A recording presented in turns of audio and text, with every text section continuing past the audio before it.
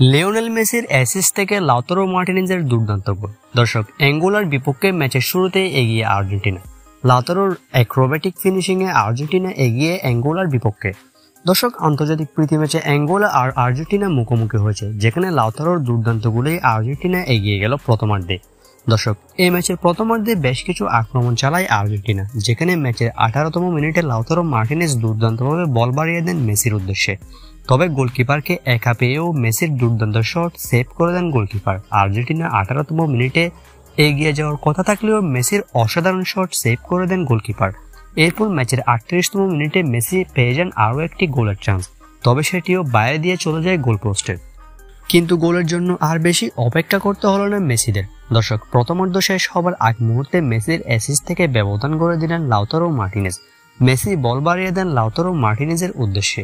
এ সময় লাউতারোর সামনে একজন ডিফেন্ডার ছিল, তবে সেখান থেকে দুর্দান্ত শটে অ্যাক্রোব্যাটিক ফিনিশিংয়ে বল জালে পাঠান লাউতারো মার্টিনেজ। আর্জেন্টিনা প্রথমার্ধে এগিয়ে যায় 1-0 গোলের ব্যবধানে।